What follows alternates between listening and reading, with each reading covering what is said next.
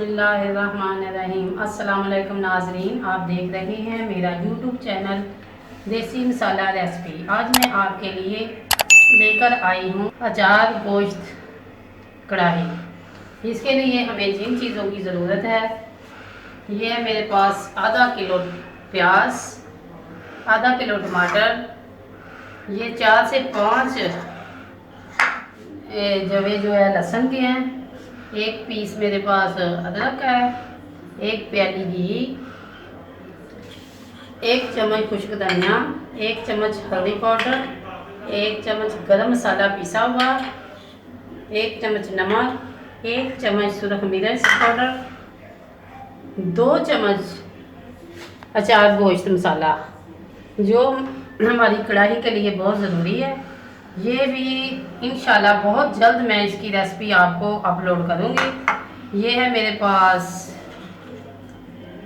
सब्ज़ धनिया और ये थोड़ा सा कटा हुआ पुदीना, और ये गोश्त है मेरे पास, ये है तकरीबन 2.5 किलो। इसे मैं एक प्रेशर में डालती हूँ।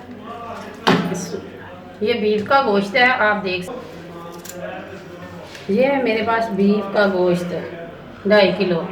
इसके अंदर जो आधा किलो प्याज है, इसको मैं मोटा मोटा काट के, इतना बड़ी काटने की ज़रूरत नहीं है, मोटा मोटा मैं काट के डाल दूँगी।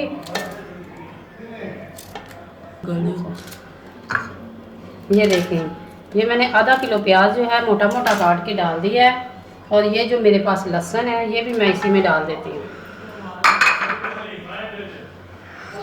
ये 1 चम्मच सुरख मिर्च पाउडर है, 1 चम्मच नमक है, 1 चम्मच हल्दी पाउडर, और ये जो आधा किलो मेरे पास टमाटर है, मैं इसे भी काट के गोश्त के साथ ही प्रेशर में डाल दूँगी।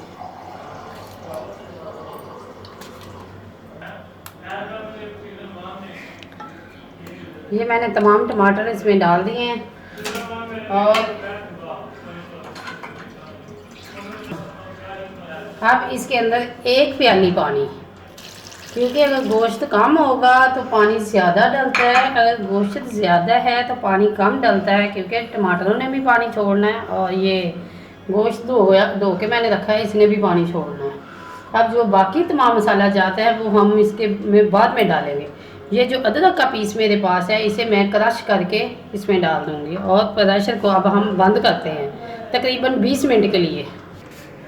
बिस्मिल्लाहिर्रहमानिर्रहीम। ये देखें, अब मैं प्रेशर 10 मिनट के बाद खोल के एक दफ़ा चेक कर लेते हैं।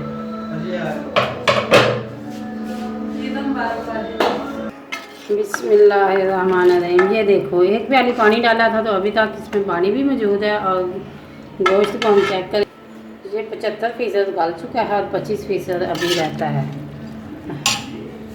अब इसमें मैं जो बाकी मसाला जात थे, अदरक कुटी हुई, अब मैंने अदरक डाल दी है कुटी हुई, ये है गरम मसाला पाउडर,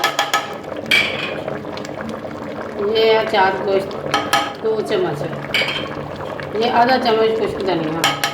इन सब मसालों को मैंने डालकर अच्छी तरह पकाना है जब तक ये जो पानी है ये खुश्क ना हो जाए, और गोश्त जो 25% रहता है वो भी गल जाएगा। मैंने मज़ीद इसे 5 मिनट पकाया है। वो मेरा कैमरा कुछ वक्त के लिए बंद हो गया था, इसलिए मैं, अगर कोई चीज़ रह गई हो तो उसे दोबारा रिपीट करती हूँ। जो मेरे पास अदरक थी कुटी हुई वो मैंने इसे में डाल ली है, 4 गोश्त मसाला डाला, गरम मसाला डाल के मैंने इसे मज़ीद 5 मिनट के लिए पास कढ़ाई, और जो 1 प्याली मैंने घी रखा था वो मैंने इसमें डाल दिया। हमें अच्छी तरह साफ़ कर लें बर्तन को। ये है मेरे पास 1 प्याली घी। ये जो प्रेशर में मैंने गोश्त को गाल के रखा था वो मैं इस कढ़ाई में डाल देती हूँ, और बकाया जो प्रेशर है इसको मैं अच्छी तरह साफ़ कर लेती हूँ,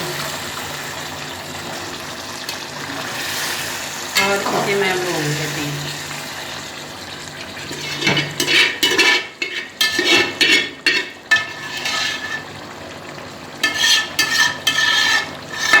इसे अब मैंने 10 से 15 मिनट हल्की आंच पे भूनना है। मेरी कोशिश होती है कि मैं हर स्टेप आपको दिखाऊं, अगर ज़्यादा मुसलसल अगर मैं आपको मुसलसल दिखाती रही तो वीडियो कुछ ज़्यादा लंबी हो जाती है और आपको भी देखने में फिर टाइम ज़्यादा लगता है। मैं बार बार रिपीट करके अपने नाजरीन को ये बता रही हूँ कि मैंने जो कुछ तमाम मसाले इसमें डाल दिए हैं और इसको सिर्फ मैंने घी डाल के मज़ीद इसे 5 से 10 मिनट भूनना है और फिर अब मैंने इसे गार्निश कर लेना है। इसमें मैंने ना दही डाली है क्योंकि इसमें अचार गोश्त मसाला डाला हुआ है, वो भी खट्टा है। अगर आपने इसमें दही डालनी है तो आप डाल सकते हैं। मैंने इसमें टमाटर डाले थे और टमाटर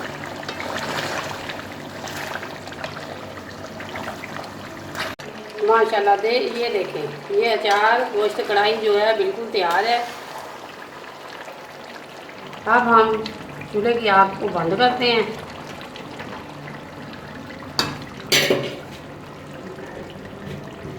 ये मेरे पास थोड़ा सा गरम मसाला पाउडर है,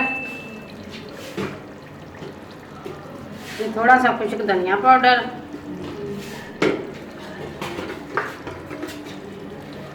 ये थोड़ी सी कसूरी मेथी,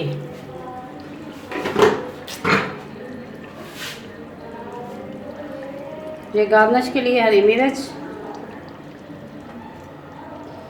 ये बारीक कटी हुई अदरक,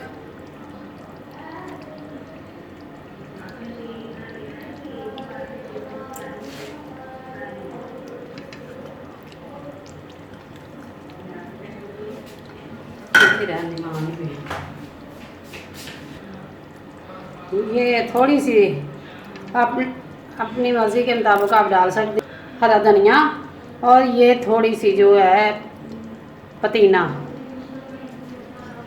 अब हमने, अगर ये मेरी रेसिपी आपको पसंद आए लाइक करें, शेयर करें और कमेंट बॉक्स में अपनी राय का इज़हार ज़रूर करें।